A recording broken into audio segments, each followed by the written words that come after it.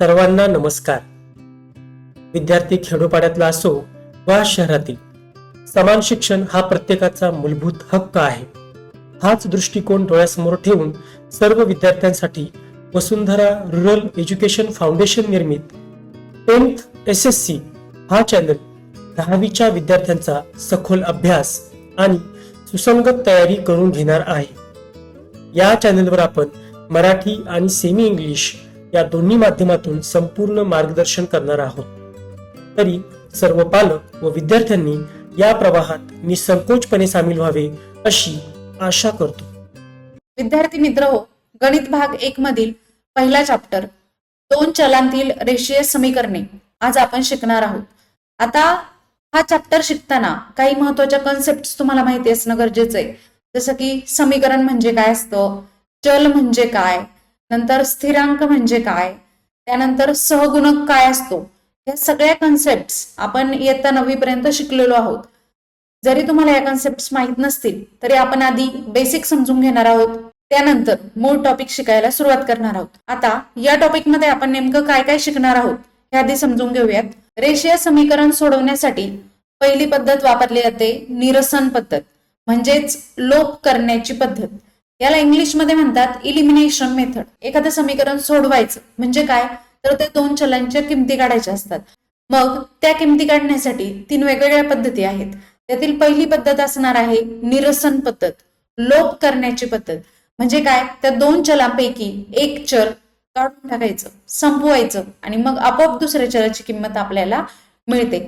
मग ती पद्धत नेमकी कशी वापरायची हे आपण निरसन पद्धत यामध्ये शिकणार आहोत, की जो आपला सराव संच 1.1 असणार आहे.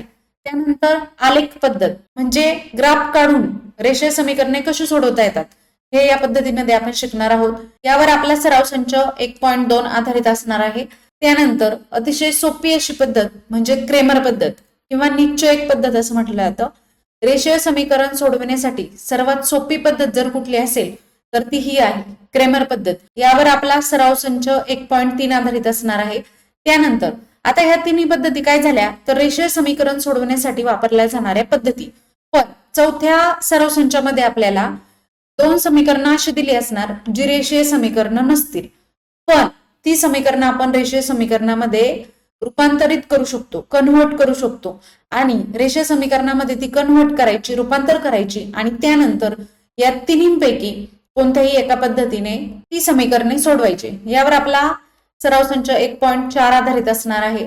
आणि उपयोजन, आता उपयोजन म्हणजे काय, आपल्या दैनंदिन जीवनामध्ये रेषीय समीकरणाचा वापर आपण कुठे कुठे करू शकतो हे सगळं आपण सराव संच 1.5 ऍप्लिकेशन्स उपयोजन यामध्ये अभ्यासणार आहोत. एकंदर अतिशय सोपा असा हा टॉपिक आहे. एकूण 12 मार्क्सला एक्झामला हा टॉपिक विचारला जातो. आता सगळ्यात आधी या चॅप्टरचं आपण बेसिक समजून घेऊयात. मग समीकरण म्हणजे काय, चल म्हणजे काय, स्थिरांक काय असतात, सहगुणक म्हणजे काय हे सगळं तुम्हाला माहित असणं गरजेचं आहे. कोटी म्हणजे काय हे सगळं या चॅप्टर मध्ये बेसिक गरजेचं आहे. बेरीज वजाबाकीची जी उदाहरणं असतात ते सगळे नियम, बेरीज वजाबाकी तुम्हाला व्यवस्थित करता येणं गरजेचं आहे. आता समीकरण म्हणजे काय हे आपण थोडक्यात अभ्यासूयात. समीकरण इंग्लिश मध्ये याला म्हणतात इक्वेशन. समीकरण म्हणजे 2 गणितीय अभिव्यक्ती एकमेकांशी समान आहेत हे दर्शवणारे विधान. आता लक्षात घ्या, समजा एक उदाहरण दिले तुम्हाला 2x अधिक 4y बरोबर 10. आता या उदाहरणामध्ये हे इक्वल समान हे साइन आले, बरोबर, बरोबरचं चिन्ह. मग ह्या बरोबरच्या चिन्हाचा अर्थ असा असतो, डाव्या बाजूच्या साईडला जे अभिव्यक्ती आहे, डाव्या बाजूच्या साईडला जे एक्सप्रेशन आहे ते बरोबर उजव्या बाजूचं एक्सप्रेशन. म्हणजे काय, 2x अधिक 4y याची किंमत किती असणार आहे, 10 असणार आहे. मग समीकरण म्हणजे ज्यावेळी दोन्ही एक्सप्रेशन, 2 गणितीय अभिव्यक्ती म्हणजे डावी बाजू बरोबर उजवी बाजू असं जिथं दर्शवलं जातं तिथे आपलं तयार होतं समीकरण. मग 3 अधिक 4 बरोबर 7 हे देखील समीकरण आहे. 3 अधिक 4 डावी बाजू बरोबर काय असणार आहे, उजवी बाजू. मग 3 अधिक 4 किती होतं, 7. 7 बरोबर 7 याला म्हणतात समीकरण. समीकरण म्हणजे काय, एक बाजू बरोबर दुसरी बाजू म्हणजे डाव्या साईडला जे काही तुम्हाला एक्सप्रेशन दिलं जातं ते एक्सप्रेशन बरोबर उजव्या साईडचं एक्सप्रेशन असतं. हे दर्शवणारं विधान जे असतं त्याला आपण म्हणतो समीकरण. मग या समीकरणमध्ये नेहमी इक्वलचं साइन वापरलं जातं, बरोबरचे चिन्ह. बघा यामध्ये नेहमी बरोबरचे चिन्ह वापरले जाते. आता हे जे समीकरण आहे 2x अधिक 4y बरोबर 10, या समीकरणामध्ये 10 ही फिक्स किंमत आहे, बरोबर. हिला बदलू शकतो का आपण? नाही, ती एक स्थिर किंमत आहे. पण x आणि y ह्या किमती आपल्याला माहिती आहेत का, काय आहेत त्या? नाही. मग ह्या समीकरणामध्ये x, y, a, b, c, d, p, q, r, s असे लेटर जेव्हा येतात त्यांना आपण म्हणतो चल. चल म्हणजे व्हेरिएबल्स. त्यांची किंमत फिक्स असते का? नाही, त्यांची किंमत नेहमी बदलत राहते. मग या समीकरणामध्ये x आणि y यांना आपण काय म्हणणार आहोत? चल. या चलाच्या आधी जो अंक असतो तो त्याला काय असतो? आता पहा 2x आहे, यामध्ये काहीच चिन्ह नाही म्हणजे काय असतं? गुणिले. तो त्याला काय असतो? गुणिले. मग या चलाच्या आधी जो अंक असतो, आता इथे 2 आहे, एक्सच्या आधी, वायच्या आधी 4 आहे, या दोन्हींना म्हणायचं सहगुणक.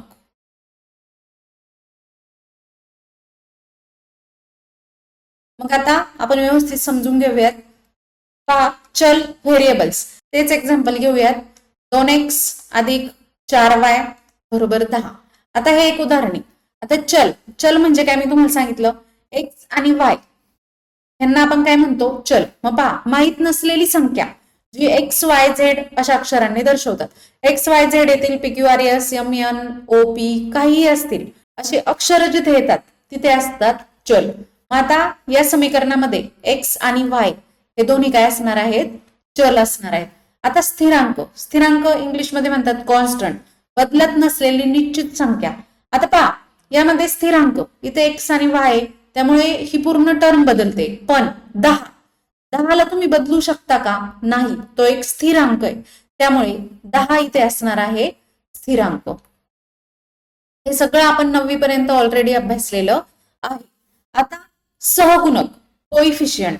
सहगुणक म्हणजे काय? पहा, सहगुणक म्हणजे चलाच्या म्हणजे व्हेरिएबल किंवा अक्षराच्या आधी येणारी आणि त्याला गुणलेली संख्या होय. ते आपल्याला चल किती वेळा आले आहे हे सांगते. आता पहा येथे चल कोणते आहेत? x आणि y ही दोन चले आहेत. मग हा x या उदाहरणामध्ये किती वेळा आहे? तर 2 गुणिले x आहे, 4 गुणिले y. ज्यावेळी ह्यांच्यामध्ये काहीच चिन्ह नसतं तर ते काय असतं? नेहमी गुणिले चिन्ह असतं. मग ह्या चलांना जे गुणिले असतं किंवा चलांच्या आधी जी संख्या असते, मग 2 आणि 4 यांना आपण म्हणणार आहोत सहगुणक. आता तुम्हाला व्यवस्थित समजलं असेल चल म्हणजे काय, स्थिरांक म्हणजे काय, सहगुणक म्हणजे काय. हे सगळं तुम्हाला माहित असणं गरजेचं आहे, तरच हा टॉपिक तुम्हाला अतिशय व्यवस्थित समजेल. आता आपण पाहूयात रेषीय समीकरण म्हणजे काय. 2 चलांतील रेषीय समीकरण. आता चल आपण ऑलरेडी पाहिलेत. 2 चलांतील म्हणजे या समीकरणामध्ये चल किती असणार आहेत? 2 असणार आहेत. समजा ती x, y असू शकतात, p, q असू शकतात, काही असू शकतात. मग ज्या समीकरणामध्ये 2 चले वापरली जातात आणि चल असलेल्या प्रत्येक पदाची कोटी 1 असते, त्या समीकरणाला 2 चलांमधील रेषीय समीकरण असे म्हणतात. आता हे उदाहरण पहा. 2x अधिक 4y बरोबर 10. हे एक उदाहरण आहे. यामध्ये चले किती आहेत? 2 आहेत, x आणि y बरोबर. आणि x आणि y असणाऱ्या प्रत्येक पद, आता x असणार हे एक पद आहे, y असणार हे एक पद आहे, यांची कोटी म्हणजे काय असते? कोटी म्हणजे त्यांची पॉवर. आता हे x चा कितवा घात आहे? काहीच नाही म्हणजे कितवा घात असतो? 1 म्हणजे याची पॉवर 1 असते. y चा कितवा घात आहे? पहिला घात. म्हणजेच ह्यांची कोटी, त्या x ची कोटी किती झाली? 1 झाली. y ची कोटी किती झाली? 1 झाली. म्हणजे ह्या पूर्ण पदाची कोटी किती असणार आहे? 1 असणार आहे. नंतर ह्या पदाची कोटी पण किती असणार आहे? 1 असणार आहे. मग 2 चलातील रेषीय समीकरण. रेषीय समीकरणामध्ये सर्वात महत्वाची गोष्ट काय आहे? तर त्या जिथे चल असतात त्यातील प्रत्येक पदाची कोटी किती असायला हवी? 1 असायला हवी. मग हे रेषीय समीकरण आहे का? तर आहे. कारण का?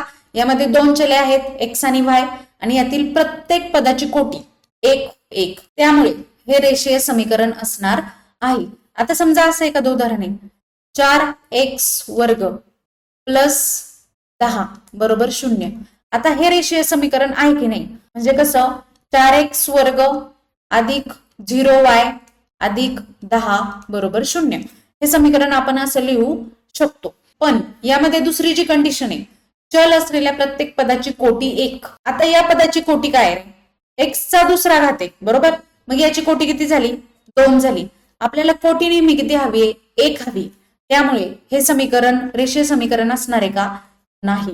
मग लक्षात ठेवा, रेषीय समीकरणाची व्याख्या काय आहे? दोन चलांतील रेषीय समीकरण, ज्या समीकरणामध्ये दोन चले वापरली जातात आणि चल असलेल्या प्रत्येक पदाची कोटी नेहमी किती असायला हवी? 1 असायला हवी. तर त्या समीकरणाला दोन चलातील रेषीय समीकरण असे म्हणतात. आता या रेषीय समीकरणांचं सामान्य रूप कसं आहे? हे समीकरण आपण लिहिलं होतं 2x अधिक 4y बरोबर 10. हे समीकरण असंच लिहिलंय. पण याचं एक सामान्य रूप असतं. म्हणजे काय? प्रत्येक गोष्टीला तिचं एक स्वतःचं रूप असतं. मग हे रेषीय समीकरणांचं रूप कसं असतं पहा. ax अधिक by अधिक c बरोबर 0. आता ह्या सामान्य रूपामध्ये x आणि y हे दोन्ही काय असतात? चल असतात. ठीक आहे. a आणि b हे दोन्ही काय असतात? सहगुणक. आणि जो c हा नेहमी काय असतो? स्थिरांक, कॉन्स्टंट. लक्षात ठेवा. मग रेषीय समीकरणाचं सामान्य रूप हे तोंडपाठ असायला हवं. ax अधिक by अधिक c बरोबर 0. हवं तर 4-5 वेळा पटापट म्हणा आणि 2-3 वेळा लिहून काढा, तुमच्या लक्षात राहून जाईल. ax अधिक by अधिक c बरोबर 0. यामध्ये x आणि y हे दोन्ही काय असणार? चल असणार. a आणि b हे सहगुणक असणार आणि c हा काय आहे? स्थिरांक. आता पहा, हे सामान्य रूप होतं. पण खरी समीकरणं अशा टाइप मध्ये असतात. मग यामध्ये a ची किंमत किती, b ची किंमत किती आणि c ची किंमत किती येणार? a ची किंमत 2 आहे, b ची किंमत 4 येणार आणि c इक्वल टू च्या तिकडे आहे, बरोबर. जर सामान्य रूपामध्ये लिहायचं असेल तर ह्याला इकडे आणावं लागेल. मग हा 10 इथे प्लस आहे, इकडे येऊन तो काय होणार? मायनस होणार. म्हणजे 2x अधिक 4y वजा 10 बरोबर 0. बरोबर. हे झालं याचं सामान्य रूप. मग आता ह्या सामान्य रूपामध्ये जर एबीसीच्या तुम्हाला किमती विचारल्या तर यामध्ये a ची किंमत किती असणार आहे? 2. नंतर b ची किंमत किती असणार? y चा सहगुणक किती आहे? 4. आणि c ची किंमत, स्थिरांकाची किंमत आहे वजा 10. आता ह्या रेषीय समीकरणांमध्ये एक गोष्ट लक्षात ठेवा. येथे a b c या वास्तव संख्या असतात. वास्तव संख्या a b आणि c ह्या ज्या किमती आहेत ह्या नेहमी काय असतात? वास्तव संख्या. मग वास्तव संख्या म्हणजे कोणकोणत्या येतात? तर सगळ्या नैसर्गिक संख्या येतात, नंतर सगळ्या पूर्ण संख्या येतात, बरोबर. नंतर पूर्णांक येतात. वास्तव संख्या म्हणजे काय तुम्हाला माहित असेल. हे सगळे नैसर्गिक, पूर्ण, पूर्णांक, परिमेय, अपरिमेय अशा टाईपच्या सगळ्या संख्या या वास्तव संख्यांमध्ये येतात. मग नैसर्गिक म्हणजे काय? 1 पासून सुरू होणाऱ्या सगळ्या संख्या, पूर्ण म्हणजे 0 पासून सुरू होणाऱ्या पुढे सगळ्या संख्या, पूर्णांक म्हणजे प्लस मायनस 0 हे सगळे, परिमेय म्हणजे 2/3, p भागिले q अशामध्ये जे लिहिता येतात, किंवा दशांशामध्ये असणारे 0.2 बरोबर. नंतर अपरिमेय म्हणजे काय? वर्गमुळामध्ये 2, वर्गमुळामध्ये 3, वर्गमुळामध्ये 5 अशा टाईपच्या ज्या संख्या आहेत त्या सगळ्या वास्तव संख्या असतात. मग लक्षात ठेवा, रेषीय समीकरणांमध्ये a b c यांच्या किमती नेहमी काय असतात? वास्तव संख्याच असतात. आणि a आणि b एकाच वेळी शून्य नसतात. आता पहा, इथं जर a आणि b दोन्ही शून्य झाले तर 0 गुणिले x किती येणार? 0. प्लस 0 गुणिले y किती येणार? 0. राहिला कोण? फक्त c राहिला. मग जर दोन्ही एका वेळी शून्य झाले तर ते रेषीय समीकरण असेल का? तर नाही. त्यामुळे एक जरी शून्य असेल तरी चालेल. म्हणजे समजा नुसतं असं असेल ax अधिक c बरोबर 0 तरी ते रेषीय समीकरण होतं. का?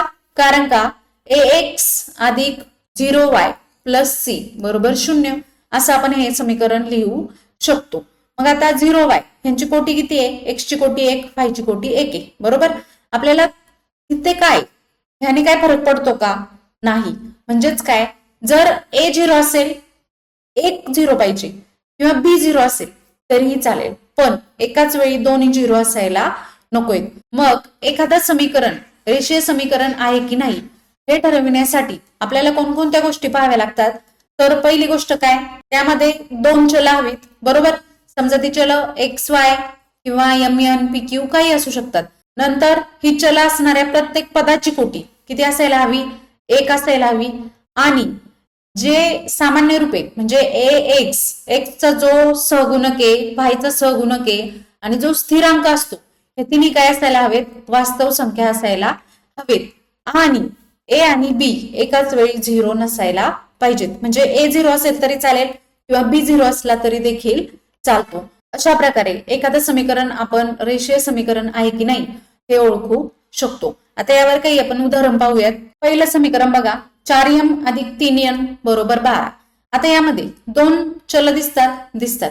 नंतर ए बी आणि सी हे तिन्ही काय आहेत, वास्तव संख्या आहेत. नंतर एम आणि एन ची कोटी किती आहे, एम ची 1 एन ची 1 बरोबर. त्यामुळे हे रेषीय समीकरण असणार आहे. सगळ्यात महत्वाची गोष्ट आहे, कोटी नेहमी 1 असायला हवी. आता दुसरं समीकरण पहा, 3x वर्ग वजा 7y बरोबर 13. इथेच तुमच्या लक्षात येते एक्स ची कोटी किती आहे, 2 आहे. मग बाकीच्या कंडिशन चेक करायची गरज आहे का, नाही.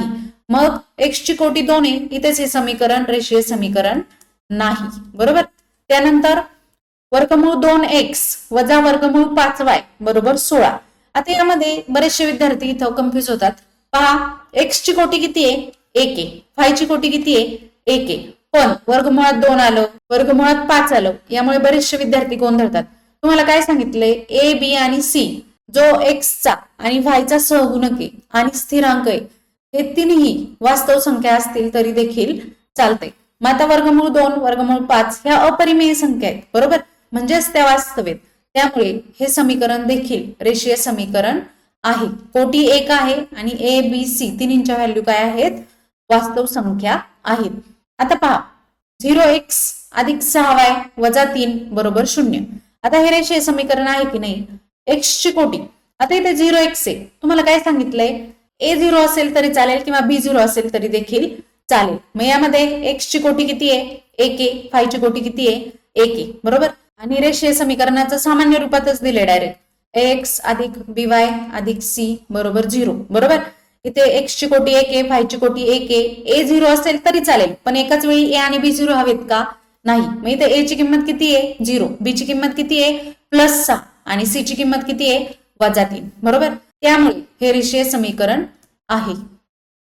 नंतर 0.3x अधिक 0y वजा 36 बरोबर 0.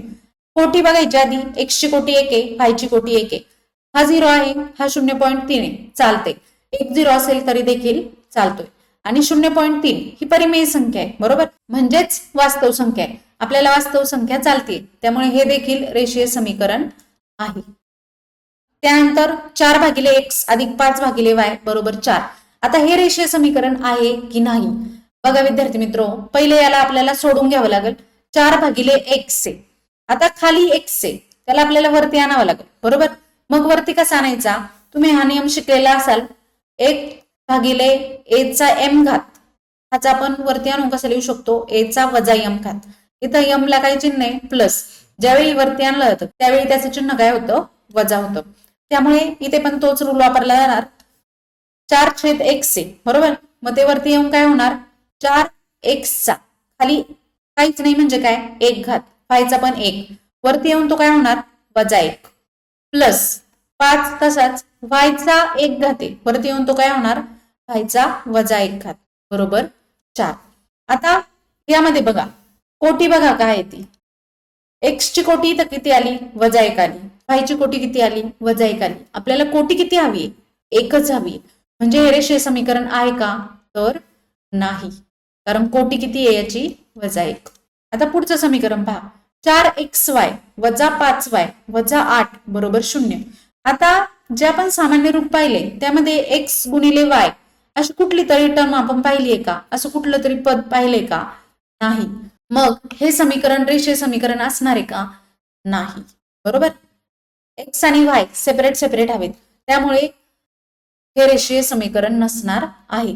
आता रेषीय समीकरण म्हणजे काय, रेषीय समीकरणांचं सामान्य रूप काय आहे आणि रेषीय समीकरण आहे की नाही हे कसं ओळखायचं, हे सगळं आपण आता पाहिलं. आता एक सामायिक रेषीय समीकरणे म्हणजे काय हे आपण पाहूयात. पहा, समजा 2 समीकरण आहेत. आता ही 2 समीकरणं, 3x अधिक 2y बरोबर 29, 5x वजा y बरोबर 18. ज्यावेळी अशा 2 समीकरणांचा एकत्र विचार केला जातो किंवा एकाच वेळी विचार केला जातो, तेव्हा त्यांना म्हणायचं एकसामायिक रेषीय समीकरणे. अगदी सोपं आहे की नाही? दोन रेषीय समीकरणांचा एका वेळी विचार करायचा, त्यांना म्हणायचं एकसामायिक रेषीय समीकरणे. आता हीच एकसामायिक रेषीय समीकरणे सोडवण्यासाठी आपल्याला 3 पद्धती वापरायच्या.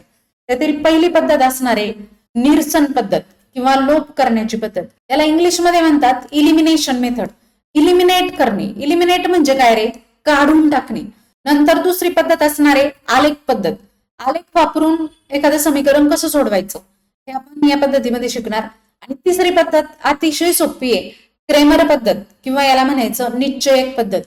अतिशय सोपी आणि हक्काचे मार्क्स मिळवून देणारी ही पद्धत आहे. आता पहा, एक सामायिक समीकरणे सोडवणे. सोडवणे म्हणजे काय करणे? तर त्यामध्ये असणाऱ्या चलांची किंमत काढणे. कुठलंही समीकरण सोडवणे म्हणजे काय? तर त्यामध्ये जी चल असतात, आता ही जी 2 समीकरण आहेत, 3x + 2y = 29, 5x - y = 18, ही जी 2 समीकरण आहेत, या समीकरणांमध्ये किती चल आहेत? 2 चल आहेत, x आणि y.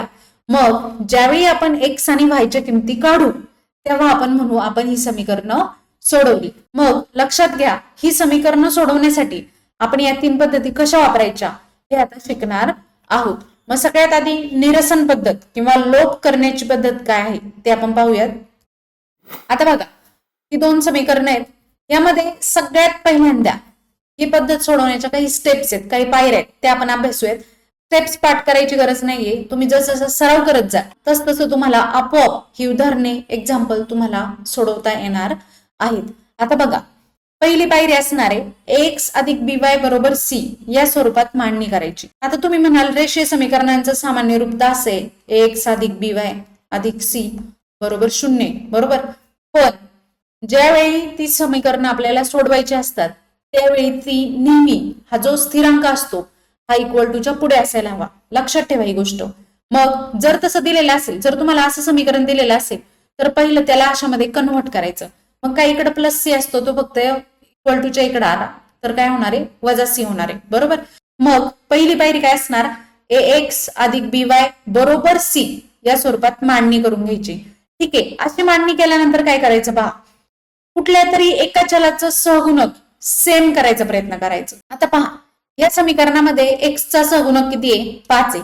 या समीकरणामध्ये x चा सहगुणक 3 आहे. नंतर y चा सहगुणक किती आहे? 3. इथं y चा सहगुणक किती आहे रे? काहीच नाही म्हणजे 1, बरोबर. आता आपल्याला काय करायचंय? कोणत्या पण एका चलाचे सहगुणक सेम करायचे. मग x चे सहगुणक जर सेम करायचं म्हणलं तर इथे 5 आहे, इथं 3 आहे, बरोबर. सेम करायचं म्हणलं तर काय रे? ह्यांचा गुणाकार असतो. 5 × 3 किती येतं? 15. मग जर इथं 15 आणायचं असेल तर याला कितीने गुणावं लागेल रे? 3 ने गुणावं लागेल. 5 × 3 = 15, बरोबर. आणि एकाला गुणून चालतं का? फक्त याला गुणून चालत नाही, ह्याला गुणावं लागतं. ठीक आहे. आता समजा याला 3 ने गुणलं तर इथं 15x येणार. मग इथं पण 15x आणावं लागेल. मग याला कितीने गुणावं लागेल? 5 ने गुणावं लागेल. 5 × 3 = 15, बरोबर. तर जाऊन या दोन्हींचे सहगुणक काय होणार आहेत? सेम होणार आहेत. मग फक्त याला गुणून चालेल का? 3 ला गुणून नाही, तर या 5 ने अख्ख्या समीकरणाला गुणावं लागेल. ठीक आहे. आता असं करू शकता. किंवा आता पुढे पहा, फायचं इथं काय? -3 आहे, बरोबर. किंवा 3, फायचा सहगुणक -3 आहे. इथं वायचा सहगुणक किती आहे? +1 आहे, बरोबर. मग इथं 3 आहे, तर फक्त ह्या समीकरणाला आपण जर 3 ने गुणलं तर डायरेक्ट इथं 3y येतो, बरोबर. म्हणजेच काय, आपली जी एक स्टेप आहे इथं 3 ने गुणायची किंवा इथं गुणिले 5 करायची, ही फक्त आपल्याला 2 स्टेप्स ऐवजी एकच स्टेप करावी लागेल. तेव्हा आपल्याला व्हायचं सहगुणक काय मिळेल? सेम मिळेल. म्हणजे काय, तुम्ही एकतर x चे सहगुणक सेम करू शकता किंवा y चे सहगुणक सेम करू शकता. ठीक आहे. मग y चे सहगुणक सेम करण्यासाठी हे समीकरण 1 मध्ये काहीच बदल करावा लागणार नाही. फक्त समीकरण 2 ला कितीने गुणायचं? 3 ने गुणायचं. मग जाऊन हे दोन्हींचे सहगुणक काय होणार? सेम होणार. आता पहा, या दोन्हींचे सहगुणक सेम आले. समजा आपण गुणून पाहूयात. आता ह्या समीकरणाला आपण 3 ने गुणलो तर 3 × 3 किती होणार? 9x होणार. प्लस 3 × y किती होणार? 3y होणार. एकालाच गुणून चालत नाही, सगळ्या समीकरणाला गुणावं लागतं, बरोबर. 3 × 2 किती झालं? 6 झालं. हे होतं आपलं पहिलं समीकरण, हे दुसरं आणि हे आलं तिसरं. आता पहा, दुसऱ्या समीकरणातूनच आपण तिसरं तयार केले, बरोबर. त्यामुळे पुढे गणित सोडवताना याचा विचार करायचा नाही. आता पहिलं आणि तिसरं समीकरण बघा. इथं -3 आहे, इथं +3 आहे. म्हणजेच काय, हे दोन्ही काय होऊ शकतात रे, कॅन्सल होऊ शकतात. झाला का वाय लोप? मग त्यासाठीच आपल्याला इथं सहगुणक सेम करायचे होते. आता यामध्ये पण बघा, जर त्या चलांचे जे सहगुणक आहे त्यांची चिन्ह समान असतील तर काय करायची, वजाबाकी करायची. आता इथं पहा, वजा आहे आणि याचं चिन्ह काय आहे, अधिक आहे. सेम आहेत का रे, ही वेगवेगळी आहेत. मग जर वेगवेगळी असतील, भिन्न चिन्ह असतील तर काय करायची, बेरीज करायची. मग आता या दोन्ही समीकरणांची आपण बेरीज करूयात. कोणतं समीकरण, दुसऱ्यातून तिसरं तयार केले त्यामुळे दुसरं परत घ्यायचं का, नाही. मग पहिलं 5x - 3y बरोबर 8 प्लस तिसरं समीकरण काय आहे रे, 9x अधिक 3y बरोबर 6. करायची बेरीज. बेरच्या मध्ये खालच्यांची चिन्ह बदलत नाहीत. ज्यावेळी आपण वजाबाकी करतो त्यावेळी खालच्यांची सगळ्यांची चिन्ह बदलावी लागतात. ते कसं करायचं ते आपण पुढे पाहणार आहोत. मग 5 अधिक 9 या दोन्हीची बेरीज, इथं पण प्लस आहे, प्लस प्लस प्लस झालं. 5 अधिक 9 किती आलं, 14x प्लस मायनस काय होतं, बेरीज वजा असेल तर आपण काय करतो, वजाबाकी करतो. मग प्लस मायनस काय होणार, मायनस. त्यामुळे 3y आणि 3y कॅन्सल झाला, काहीच राहिलं नाही शिल्लक. बरोबर 8 अधिक 6 0y येणार इथं, बरोबर म्हणजे 0, तो नाही लिहिलं तरी चालतो. 8 अधिक 6 किती होणार, 14. 14x बरोबर 14 आलं. फक्त x ची किंमत काढायची. x बरोबर 14 भागिले 14 बरोबर किती येणार, 1 येणार. आता तुमच्या लक्षात आलं असेल लोप करण्याची पद्धत किंवा निरसन पद्धत म्हणजे काय. तर काय करायचं, एक चल त्याला काय करायचं, काढून टाकायचं आणि दुसऱ्या चलाची किंमत मिळवायची. आणि ज्यावेळी ते दुसऱ्या चलाची किंमत मिळते ती परत समीकरणामध्ये टाकायची आणि पहिलं चल जे आपण लोप केलं होतं त्याची किंमत तिथून काढायची. आता इथे x ची किंमत 1 आली आहे, ही किंमत या दोन्हीपैकी कुठल्याही समीकरणामध्ये टाकायची आणि y ची किंमत काढायची. अशा प्रकारे निरसन पद्धतीच्या स्टेप्स, पायऱ्या आहेत. जरी समजलं नसेल तरी काळजी करू नका, जसं आपण उदाहरणं सोडवत जाऊ तसं तुम्हाला अतिशय सोप्या भाषेत हे समजून जाणार आहे. आता आपण काही उदाहरणं सोडून पाहूयात. आता पहा, सगळ्यात आधी काय करायचं, ज्यावेळी समीकरण दिलेले असतात त्यावेळी पहिले त्यांना नंबर देऊन घ्यायचे. मग 5x - 3y बरोबर 8 याला म्हणा समीकरण 1. नंतर 3x अधिक y बरोबर 2 याला म्हणा समीकरण 2. झालं, नंबर देऊन झाले. आता पहा, यामध्ये आपली सगळ्यात पहिली कंडिशन स्टेप करताना काय होतं, ax अधिक by बरोबर c अशा फॉर्म मध्ये पाहिजे. आहे का, आहे. बरोबरच्या इकडं कॉन्स्टंट आहे, स्थिरांक आहे, बरोबर. त्यामुळे आपल्याला यांना रूपांतर करण्याची गरज आहे का, नाही. जर तसे दिलेले नसतील तर आपल्याला आधी त्यांना रूपांतर करून घ्यायचं, मग त्यांना 1 आणि 2 म्हणायचं. ठीक आहे, आता रूपांतर केलं. आता आपल्याला काय करायचंय, कुठल्या तरी एका चलाच्या सहगुणक सेम करायचे, बरोबर. आता जे आपण गणित सोडवलं तेच गणित आहे, फक्त आपण पायऱ्यानुसार पाहतोय. मग आता इथे मी तुम्हाला सांगितलं होतं जर x चे करायचे असतील तर या अख्ख्या समीकरणाला 3 ने गुणावं लागेल, इथे 5 ने गुणावं लागेल, बरोबर. तेव्हा जाऊन दोन्हींचे सहगुणक किती येतील, 15 येतील. पण इथे y चे करणं सोपं आहे x पेक्षा, बरोबर. कारण इथं y चा ऑलरेडी 3 आहे आणि y चा इथे काहीच नाही म्हणजे 1 असतो. मग फक्त 2 ला आपण जर 3 ने गुणलं तर आपल्याला डायरेक्ट y चे सेम मिळतात, बरोबर. एक स्टेप आपली वाचती. त्यामुळे आपण इथे स्टेप घेणार, समीकरण 2 ला 3 ने गुणू. ठीक आहे, आता 2 ला 3 ने गुणायचं, बरोबर. मग डायरेक्ट काय येणार, 3 पूर्ण ह्याला गुणावं लागेल, बरोबर. डाव्या बाजूला 3x अधिक y बरोबर, तसंच उजव्या बाजूला गुणावं लागेल. आता ही स्टेप तुम्हाला पेपरमध्ये लिहिण्याची गरज नसते, फक्त तुम्हाला समजावं म्हणून मी सांगते. आता हा गुणाकार करताना 3 गुणिले 3x किती होणार, 3 त्रिक 9x प्लस इथे मायनस असतं तर मायनस चिन्ह आलं असतं, 3 गुणिले y किती येणार, 3y बरोबर 3 दुने 6. मग समीकरण आपल्याला मिळालेलं आहे. लक्षात घ्या, ज्यावेळी आपण गुणतो त्यावेळी एकालाच गुणून चालत नाही, सगळ्या समीकरणाला गुणायचं. बरेचसे विद्यार्थी इथं चूक करतात, त्यामुळे गणित अख्खं चुकतं. आता हे तिसरं समीकरण आपल्याला मिळालेलं आहे. आता दुसऱ्या समीकरणातूनच तिसरं तयार केलं, बरोबर. त्यामुळे दुसऱ्या समीकरणाचा परत विचार करायचा का डोक्यात, नाही. पहिलं आणि तिसरं समीकरण बघायचं. आता बघा, वजा प्लस आहे, तुम्हाला सांगितलंय वेगवेगळी चिन्ह असतील ज्याचे आपण सहगुणक सेम केलेत, तिथे जर वेगवेगळी चिन्ह असतील तर त्या दोन्ही समीकरणांची काय करायची, बेरीज करायची. मग आता समीकरण 1 आणि 3 ची काय करूयात, बेरीज करूया. आता समीकरण 1 व 3 ची बेरीज करायची. मग लिहायचंय तो बेरीज करूया. ठीक आहे, आता यांची आपण बेरीज करू. बेरीज कशी करायची, एका खाली एक घ्यायची. मग समीकरण 1 घ्या, 5x वजा 3y बरोबर 8 अधिक समीकरण 3 काय 9x अधिक 3y बरोबर 6. आता यांची आपल्याला बेरीज करायची. मग 5 अधिक 9 बेरजेमध्ये खालच्यांची चिन्ह चेंज होत नाहीत, वजाबाकीमध्ये होतात.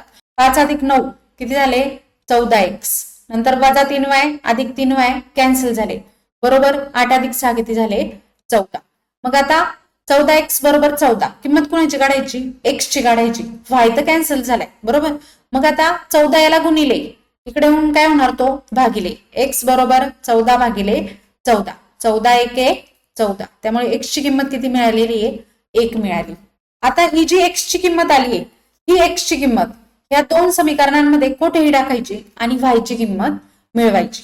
मग आता पुढच्या स्टेपमध्ये x ची जी किंमत आलेली आहे 1, ही किंमत समीकरण 2 किंवा 1 मध्ये, आता इथे पण पहा 1 मध्ये टाकली तर जास्त सोडवायला लागेल, 2 मध्ये टाकली तर y एकटाच आहे त्यामुळे कमी जरा सोडवायला लागेल बरोबर.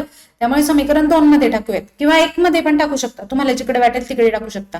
मग x बरोबर 1 ही किंमत समीकरण 1 मध्ये टाकूयात. समीकरण 1 मध्ये ठेवू. आता समीकरण 1 आहे बरोबर. मग 5x वजा 3y बरोबर 8 आहे. त्यामध्ये x ची किंमत किती टाकायची आपल्याला 1. मग 5 गुणिले 1 वजा 3y बरोबर 8 आलं. 5 गुणिले 1 5 झालं, 5 वजा 3y बरोबर 8 आला बरोबर.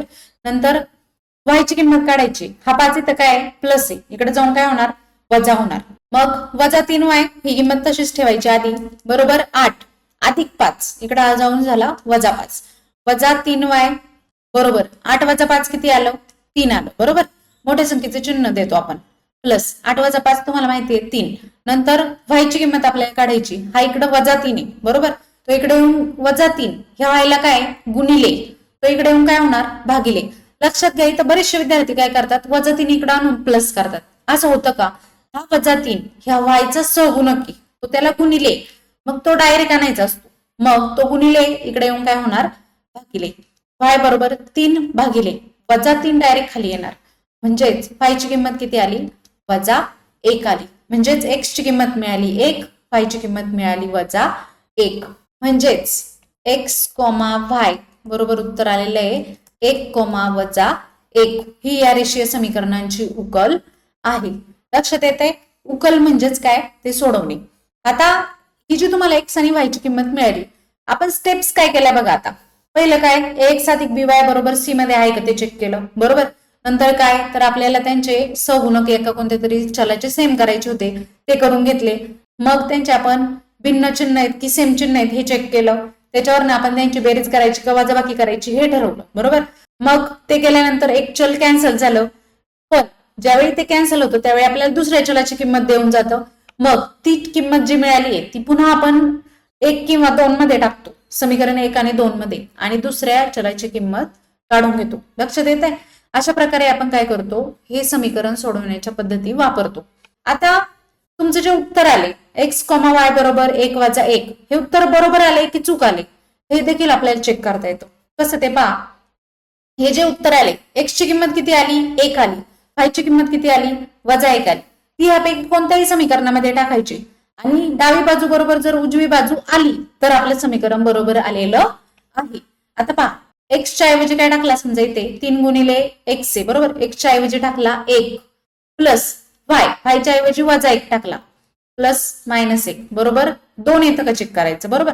मग आता 3 गुणिले 1 किती झालं 3, प्लस मायनस काय होतं रे मायनस होतो, गुणाकार येते, काहीच नसतं म्हणजे गुणाकार असतो. प्लस मायनस होतो 1 आला, 3 वजा 1 किती येतं 2 येतं. म्हणजेच काय आपण जे समीकरण सोडवलेलं आहे ते समीकरण बरोबर आहे. लक्षात येते तुमच्या, ठीक आहे.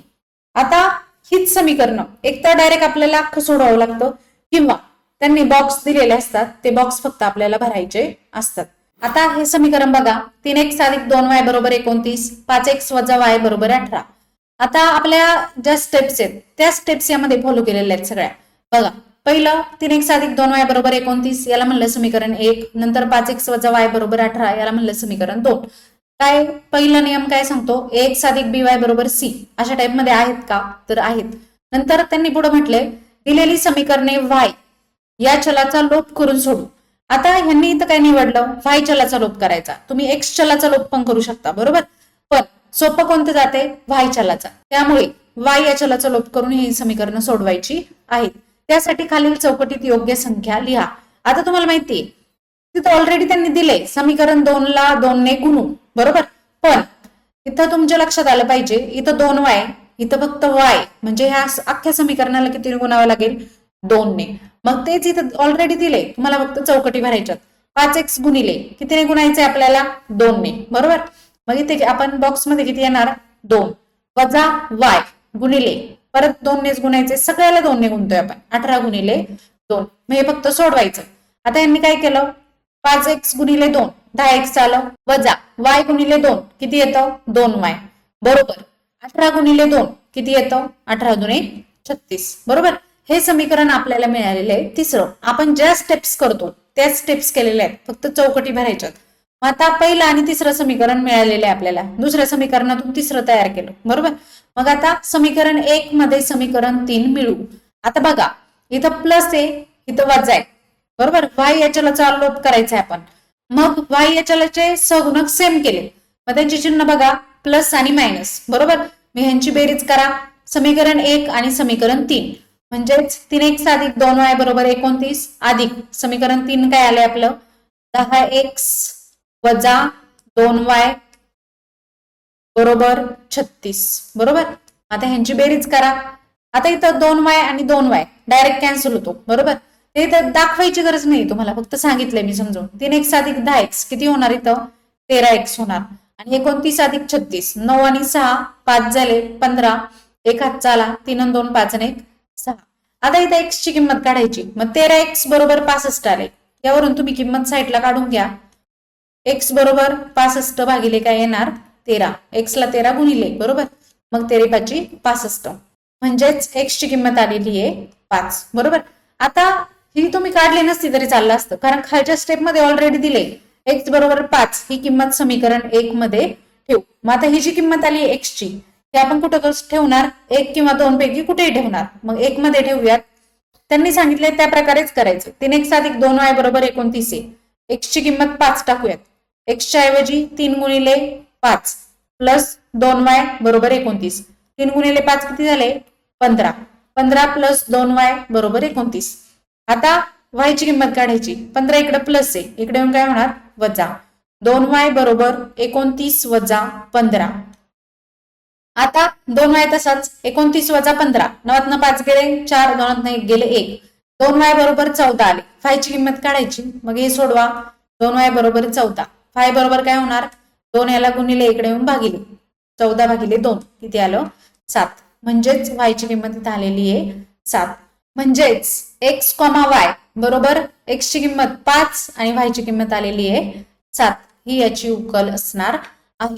अशा प्रकारे हे गणित आपण सोडू शकतो. x, y च्या किमती काढायच्या. आता आपण पुढील उदाहरण पाहूयात. बघा, 15x अधिक 17y बरोबर 29, 17x अधिक 15y बरोबर 11. आता हे उदाहरण पहिले तुमच्या काय लक्षात आलं रे, जो x चा सहगुणक आहे तो या समीकरणामध्ये y चा सहगुणक आहे. म्हणजे x चा इथं 15 आहे तर y चा सहगुणक इथं 15 आहे, आणि y चा इथं 17 सहगुणक आहे तर तो इथं x चा आहे, बरोबर. मग अशा प्रकारची जी उदाहरणे आहेत ही सोडवण्यासाठी एक वेगळी पद्धत वापरायची. आधी जी आपण पद्धत वापरली त्या पद्धतीने पण हे सोडू शकतो, पण त्यामध्ये खूप मोठी कॅल्क्युलेशन होतात आणि त्यामुळे गणित सोडवायला खूप वेळ जातो. त्यामुळे अशा प्रकारची उदाहरणे जर पेपरला विचारली गेली तर ही कशी सोडवायची, या प्रकारची 2 उदाहरणं आपल्याला सराव संचामध्ये दिलेली आहेत. यासाठी एक नियम वापरायचा, ASA रूल. आता ASA रूल, ASA नियम म्हणजे काय बघा, ऍडिशन, सबट्रॅक्शन, ऍडिशन. काय करायचं, पहिलं याला 1 म्हटलात, याला 2 म्हटलात, ठीक आहे. पहिलं काय करायचं, ह्या दोन्हींची बेरीज करायची म्हणजे ऍड करायचं. नंतर परत ह्या दोन्हींची काय करायची, वजाबाकी करायची. आणि बेरीज वजाबाकी करून इथं परत आपल्याला 2 समीकरणं मिळतात. म्हणजे बेरीज केल्यानंतर 1 मिळतं, वजाबाकी केल्यानंतर परत 1 मिळतं, आणि ह्या दोन्हींची परत काय करायची, बेरीज करायची. इतक्या सोप्या पद्धतीने हे एक्झाम्पल सोडवायचं आहे. बघूयात आपण कसं करायचंय. म्हणजेच काय बघा, यांच्या सहगुणांची काय रे अदलाबदल आहे. मग ज्यावेळी अशी अदलाबदल असते त्यावेळी हा नियम आपल्याला वापरायचा आहे. मग समीकरण 1 व 2 ची काय करूयात आता बेरीज. समीकरण 1 व 2 ची बेरीज करू.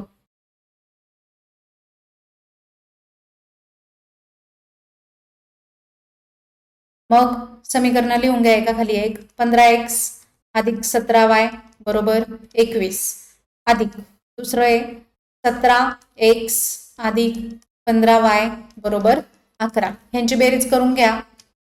15 आणि 17 किती होणार आहे 32. 32x अधिक y सेम राहणार 17 अधिक 15 32y. बेरीज कशी करायची माहितीये ना, चलांच्या खाली चल लिहायची आणि फक्त जे सहगुणक असतात त्यांची बेरीज किंवा वजाबाकी करायची. बरोबर 21 अधिक 11 किती येणार आहे 32. आता इथे बघा 32x अधिक 32y बरोबर 32. सगळ्या समीकरणामध्ये 32 आहे बरोबर. मग जर या सगळ्याला 32 ने भागलं तर हा 32 काय होणार आहे कॅन्सल होणार, निघून जाणार बरोबर. मग ह्या सगळ्या समीकरणाच्या दोन्ही बाजूला 32 ने भागायचं. मग दोन्ही बाजूस 32 ने भागू. आता दोन्ही बाजूस भागलं तर प्रत्येक पदाला भागावं लागणार बरोबर. मग 32x अधिक 32 32 काय होणार कॅन्सल. हा तर करून बघूयात. 32x भागिले 32 प्लस 32y भागिले 32 बरोबर 32 भागिले 32. मग हा 32 कॅन्सल 32 कॅन्सल 32 एके 32 बरोबर. म्हणजेच शिल्लक काय राहिलं रे x अधिक y बरोबर 1 बरोबर. हे जे समीकरण मिळालं याला म्हणायचं समीकरण 3. आता यांची बेरीज केल्यानंतर आपल्याला हे समीकरण मिळालं ठीक आहे. आता याच्या पुढची स्टेप काय करायची ह्या दोन्हींची वजाबाकी करायची. मग समीकरण 1 मधून आता कोणत्या तरी समीकरणामधून दुसरं समीकरण वजा करावं लागतं बरोबर. मग पहिल्या समीकरणामधून दुसरं काय करूयात वजा करूयात. 2 वजा करूयात. ठीक आहे. मग आता वजाबाकी करा. 15x अधिक 17y बरोबर 21 आहे वजा 17x अधिक 15y बरोबर 11 आहे. आता वजाबाकी करताना एक गोष्ट नेहमी लक्षात घ्या. वजाबाकी करताना चिन्ह चेंज होतात. म्हणजे काय आता ह्या 17चं चिन्ह हे वजा चिन्ह वेगळं आहे बरोबर. ह्या 17चं स्वतःचं चिन्ह काय रे अधिक आहे. हे चिन्ह बदलून काय होतं वजा होतं. ह्या 15yचं स्वतःचं चिन्ह अधिक आहे हे बदलून काय होतं वजा. आणि ह्या 11चं स्वतःचं चिन्ह काय प्लस आहे हे बदलून पण काय होतं वजा होतं. आता हे सोडूयात. मग 15चं चिन्ह अधिक वजा काय होतं वजा होतं बरोबर. प्लस मायनस मायनस होतं. मग 15तून 17 गेले किती राहतात 2x राहतात.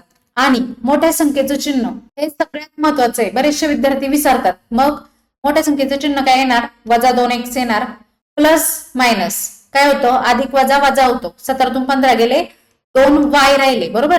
नंतर चिन्ह मोठ्या संख्येचं 15yचं अधिक चिन्ह नाही पाहिजे जे बाहेरचे ते बघायचं. ह्या 15 आणि y आणि 17y मध्ये मोठा कोण आहे 17y. याचं चिन्ह अधिक आहे म्हणजे इथे चिन्ह काय आलं अधिक आलं बरोबर. 21 वजा 11 याचं वजा आहे याचं प्लस चिन्ह आहे 21चं. अधिक वजा काय होतं वजा.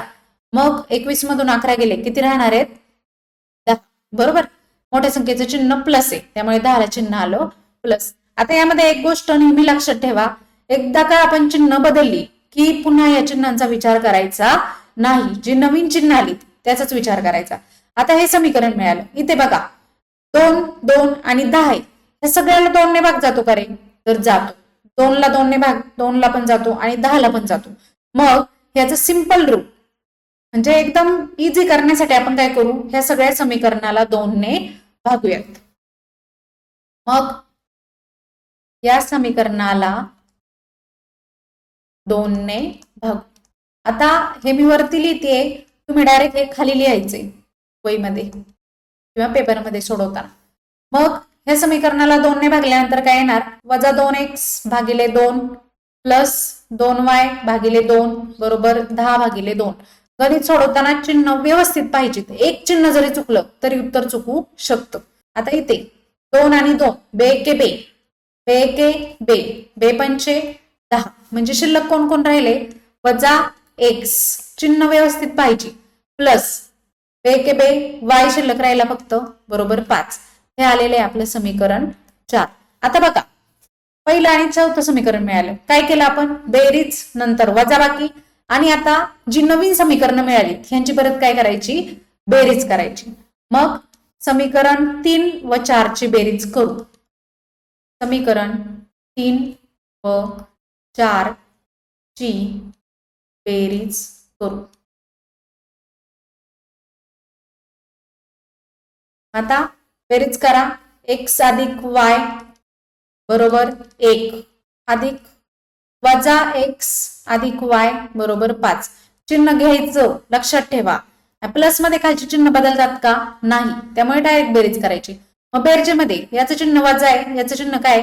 प्लस आहे. बरोबर. प्लस मायनस बेरजेत काय होतं? मायनस होतं. X x cancel. अधिक अधिक बेरीज होणार. y अधिक y काहीच नाही म्हणजे 1 असतो. 1y अधिक 1y किती येणार? 2y बरोबर 5 अधिक 1 किती झाला? 6. आता y ची किंमत काढायची. मग y बरोबर काय होणार? हा 2 इकडे गुणिले इकडे येऊन काय होणार? भागिले 6 भागिले 2.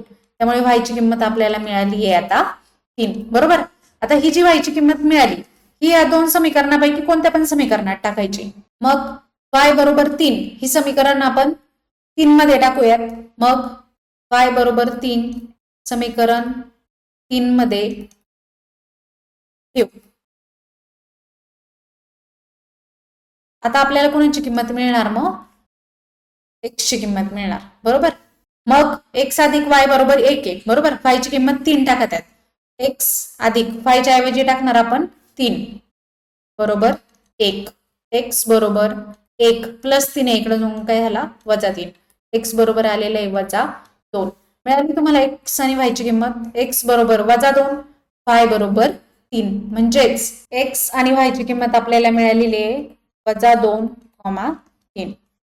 ही या समीकरणाची उकल असणार आहे. ठीक आहे. लक्षात आलाय का तुमचा हा नियम? बेरीज वजाबाकी बेरीज. पहिल्या दोन समीकरणं जी दिल्यात त्यांची बेरीज करायची.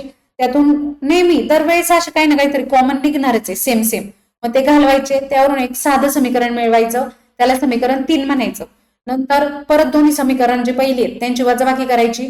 त्यातून पुन्हा काही ना काहीतरी कॉमन मिळतं. मग साधं समीकरण मिळालं 4 आणि या दोन्ही 3 आणि 4 ची काय करायची? बेरीज करायची. त्यावरून एक किंमत मिळते. तिची किंमत आली आहे ती परत 3 किंवा 4 पैकी एकापैकी कुठे टाकायची आणि दुसऱ्या चलाची किंमत मिळवायची. अशा प्रकारे अतिशय सोप्या पद्धतीने आपण ही गणितं सोडवू शकतो. ठीक आहे.